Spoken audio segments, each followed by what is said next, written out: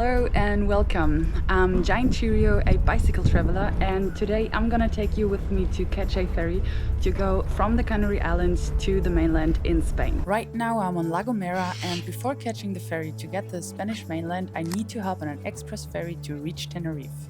I bought my ferry ticket online for 150 euros for me and my bike, and I have to mention that I did not book a cabin in order to save money. You can always get some rest in an armchair or find yourself a calm spot to sleep on deck. But more about sleeping on the ferry in a minute. There are two options to get to Spain via ferry from Tenerife. One option is to catch a ferry from Santa Cruz to Cadiz, or you can go from Santa Cruz to Huelva. I'm gonna catch the ferry to go to Huelva just because it was like 100 euros cheaper, and so yep.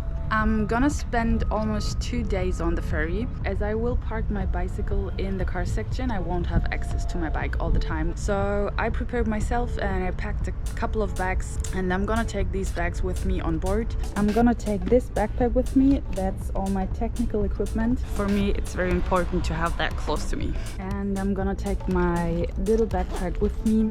Inside I packed some snacks, nuts, pastries, and of course there's my wallet and my passport. Then I'll also take this dry bag, and inside there's my toiletry bag and yeah, just some clothes to change. And the most important bag I'm gonna take with me is another dry bag with all my sleeping equipment. That's the dry bag with all the stuff inside. I'm just too lazy to unpack it once more, but as I said, it's just a sleeping bag, a mattress and my pillow. Yeah, I'm ready to take off. 1 more hour and I'm gonna catch the ferry to Tenerife. Hey ho, let's go.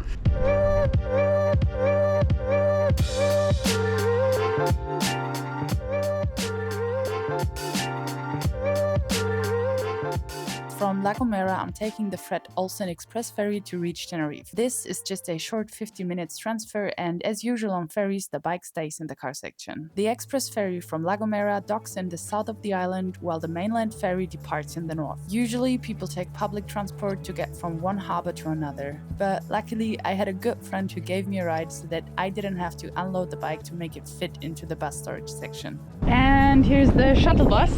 Hello, hello, hello. Hello. But this is Ben, and he's gonna take me to Santa Cruz. Yeah. Thank you very much. No worries. Like seagulls, we're flying away. Ciao! And then I finally reached the harbour of Santa Cruz in Tenerife to cross the Atlantic Ocean to reach the mainland. And now I'm standing in line waiting to get on the ferry. The ferry is gonna leave in 2 hours, 1:30 a.m. I'm just gonna wait. I'm super tired and I can't wait to hit the sheets and just lay down somewhere on the boat.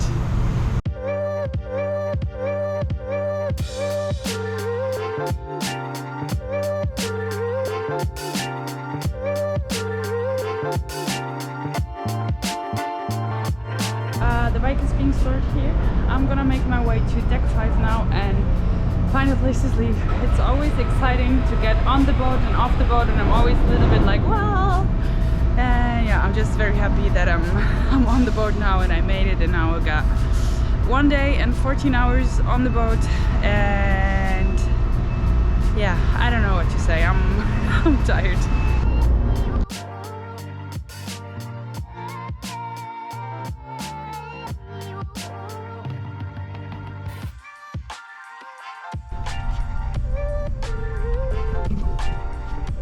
I make myself at home on a beach chair and get ready for my first night on the ferry. I'm not the only one sleeping on deck, and actually it's just a regular thing to do to find yourself a cozy place and get some sleep during the night. Of course, you can always book yourself a cabin, but in order to take it easy on your travel budget, just take your sleeping equipment and find yourself a spot to sleep. I'm always excited when sleeping on ferries, and I definitely recommend stepping out of your comfort zone and hit the sheets outside on deck. It's just awesome, especially waking up and being surrounded by nothing than water and an infinite width is absolutely breathtaking.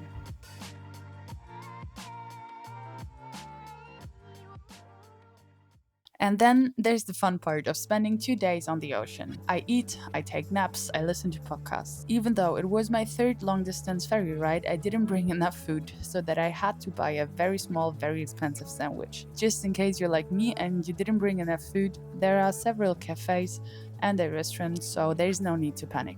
And in case you run out of battery due to Netflix, binge watching, or whatever you're doing on your phone, there are plenty of power sockets everywhere on the boat to charge your electronic devices. Just remember to download your podcast episodes and Netflix series in advance, otherwise there might be an unpleasant surprise and you might be forced reading a book or staring into the ocean for hours. Just saying.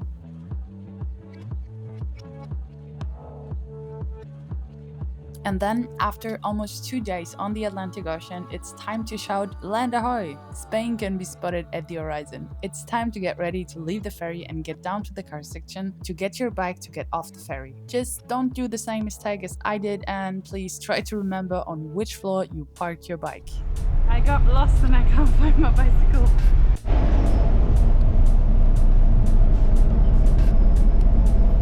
Oh no!